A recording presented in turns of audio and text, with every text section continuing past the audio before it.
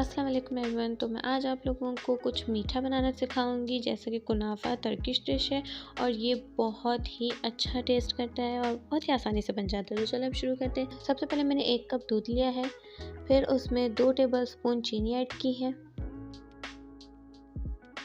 फिर इसमें 2 tablespoon cornflour add करेंगे और फिर इसको अच्छी तरीके से तीनों चीज़ों को मिक्स कर देंगे ताकि गुठलियाँ ना बने। और फिर इसमें हाफ़ कप क्रीम ऐड करेंगे, फिर इसमें हाफ़ कप चीज़ ऐड करेंगे। अगर आपके पास क्रीम चीज़ है तो आप वो ऐड कर लें, वरना तो क्रीम के अलावा भी आप सिर्फ चीज़ ऐड कर सकते हैं। फिर इसमें half tea spoon vanilla essence add करेंगे और उसको अच्छी तरीके से पकने देंगे। और पेस्ट को ज़्यादा गाढ़ा नहीं, जस्ट इतना गाढ़ा होना चाहिए। फिर उसके बाद हम फ्लेम ऑफ कर देंगे। अब हम शुगर सिरप बनाएंगे, जिसके लिए हम फ्राई पैन में हाफ़ कप पानी ऐड करेंगे, फिर उसमें हाफ़ कप चीनी ऐड करेंगे, फिर हाई फ्लेम पर चीनी को मेल्ट होने देंगे। जब चीनी मेल्ट हो जाएगी फिर उसके थोड़ी देर बाद उसमें 1 टीस्पून लेमन जूस डाल देंगे।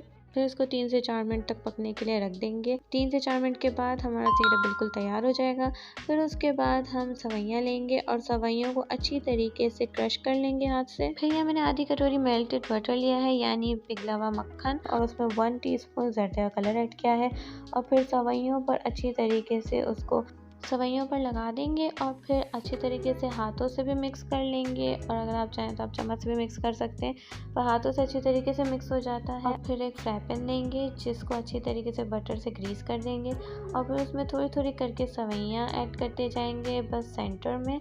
फिर सवैयों को प्रेस करते रहना है, क्योंकि सवैयाँ प्रेस नहीं होंगी तो वो अपनी जगह से हिल जाएंगी। और फिर हमने जो यहाँ पे क्रीम चीज़ बनाई थी 3 टेबलस्पून मैंने ऐड किया है। आप अपनी मर्ज़ी जितना भी ऐड कर सकते हैं, पर हमें उसको नीचे गिरने नहीं देना है सवैयों के। और फिर हम ऊपर से फिर सवैयाँ ऐड करेंगे और पूरा उसको बंद कर देंगे। अच्छी तरीके से उसको हम चम्मच से प्रेस करेंगे।